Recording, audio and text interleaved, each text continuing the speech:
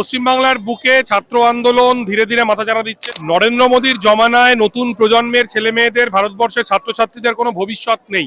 নরেন্দ্র মোদীর উচিত ছিল ছাত্রছাত্রীদের সঙ্গে গণতান্ত্রিকভাবে কথা বলা, গণতান্ত্রিকভাবে সমাধান বের করা, কিন্তু তিনি সেই সমস্ত না করে দমন নীতির পথ বেছে নিয়েছেন। বাংলার যুব সমাজের মধ্যে ডবল ইঞ্জিন সরকারের বিরুদ্ধে, শুভেন্দু সরকারের বিরুদ্ধে ব্যাপক ক্ষোভ রয়েছে। ছাত্ররা, যুবরা, তরুণ প্রজন্ম পশ্চিমবঙ্গের রাজনীতিতে খুব গুরুত্বপূর্ণ ভূমিকা পালন করতে চলেছে। বিজেপি সরকার পশ্চিমবাংলায় ক্ষমতায় আসার 2.5 মাসের মধ্যে আনপপুলার হয়েছে। ক্ষমতায় এসেই তারা হকার উচ্ছেদ করেছে, গরিব মানুষের পেটে লাথি মেরেছে, ব্রিটিশ সাম্রাজ্যবাদের রাওলাট আইনের মতো করে এখানে গুন্ডা দমন আইন আনতে চাইছে, যাতে বিনা বিচারে প্রতিবাদীদেরকে গ্রেফতার করা যায়, জেলে ভরা যায়।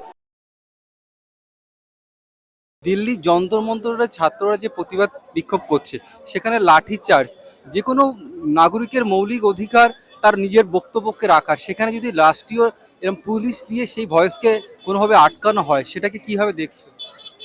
এভাবেই দেখছি যে দিল্লির যন্তর মন্তরে যে বিভৎস পুলিশি বিভৎসতার আমরা সাক্ষী থাকলাম। শুধুমাত্র লাঠিচার্জ তো হয়নি, টিয়ার গ্যাস চালানো হয়েছে, জলকামান চালানো হয়েছে। এরকম অভিযোগ উঠেছে যে পেলেট গান, যেটা কাশ্মীরে ব্যবহার করা হয়, সেটা ব্যবহার করা হয়েছে। এটা থেকে এটাই প্রমাণ হয় যে কেন্দ্রে নরেন্দ্র মোদী সরকার নার্ভাস হয়ে গেছে, তার পা কাঁপছে গণ আন্দোলনের ভয়। সে ছাত্রছাত্রীদেরকে, এই দেশের তরুণ প্রজন্মকে ভয় পাচ্ছে। এবং আজকেও কলকাতায় যে মিছিল হলো, এটা একটা ঐতিহাসিক মিছিল।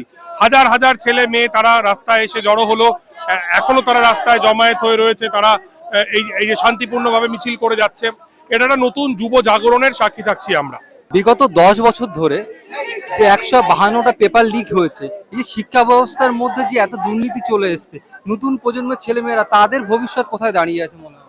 নরেন্দ্র মোদীর জমানায় নতুন প্রজন্মের ছেলে মেয়েদের, ভারতবর্ষের ছাত্রছাত্রীদের কোনো ভবিষ্যৎ নেই। নিটের পেপার লিক হওয়া তো শুধুমাত্র কর্মসংস্থানের সমস্যা নয়, দুর্নীতির সমস্যা নয়, একই সঙ্গে আমি একজন সাধারণ নাগরিক হিসেবে যে চিকিৎসা করাবো, আমারও তো সমস্যা। নরেন্দ্র মোদীর উচিত ছিল ছাত্রছাত্রীদের সঙ্গে গণতান্ত্রিকভাবে কথা বলা, গণতান্ত্রিকভাবে সমাধান বের করা, কিন্তু তিনি সেই সমস্ত না করে দমন নীতির পথ বেছে নিয়েছেন। ভারতীয় গণতন্ত্রে জেএনজির কি একটা বড় ভূমিকা হতে চলেছে? তাদের ভয়েস কি রেজিস্টার হতে চলেছে, কি মনে হয়? জেনজি তো বটেই, কিন্তু জেনজি মানে যাদেরকে আমরা জেনজি বলি তার বাইরেও কিন্তু দেখবে তরুণ প্রজন্মের প্রচুর মানুষ।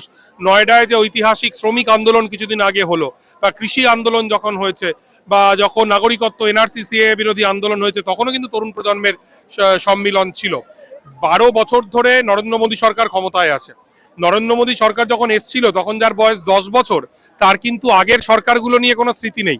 সে বড় হওয়ার পর থেকেই দেখছে মোদী সরকার, বিজেপি সরকার, এবং যাবতীয় তার যে ক্ষোভ, সেই ক্ষোভের বর্ষা মুখে থাকছে মোদী সরকার। আগামীতে এই ক্ষোভ আরো বাড়বে, প্রতিবাদ প্রতিরোধ আরো বাড়বে। পশ্চিমবাংলার বুকে যুব সমাজের যে মুভমেন্ট, ছাত্র মুভমেন্ট যেভাবে মাথাচাড়া দিচ্ছে, এটা আগামী দিনে কোন পর্যায়ে যেতে পারে বলে মনে করছে? পশ্চিমবাংলার বুকে ছাত্র আন্দোলন ধীরে ধীরে মাথাচাড়া দিচ্ছে। সবে বিজেপি সরকার ক্ষমতায় এসছে, ক্ষমতায় এসেই তারা হকার উচ্ছেদ করেছে, গরিব মানুষের পেটে লাথি মেরেছে, তার বিরুদ্ধে গণক্ষোভ তৈরি হচ্ছে। বিজেপি সরকার পশ্চিমবাংলায় ক্ষমতায় আসার 2.5 মাসের মধ্যে আনপপুলার হয়েছে। এটা এত তাড়াতাড়ি কোনো সরকার আনপপুলার হয় না।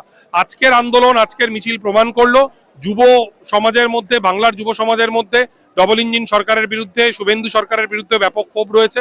আগামীতে এই ক্ষোভ বাড়বে। ছাত্ররা, যুবরা, তরুণ প্রজন্ম পশ্চিমবঙ্গের রাজনীতিতে খুব গুরুত্বপূর্ণ ভূমিকা পালন করতে চলেছে। গুন্ডা দমন আইন, এই আইনের মধ্যে দিয়ে সরকার পক্ষ বলছে যে রাজ্যে আইন শৃঙ্খলা, সংগঠিত অপরাধ, সেগুলোকে বন্ধ করার জন্য এই গুন্ডা দমন আইন আনা হচ্ছে। আমরা ইতিহাস বইতে রাওলাট আইনের কথা পড়েছিলাম আমরা, যেমন করে ব্রিটিশ সাম্রাজ্যবাদী শাসক স্বাধীনতা আন্দোলন দমন করতে রাওলাট আইন চালু করেছিল।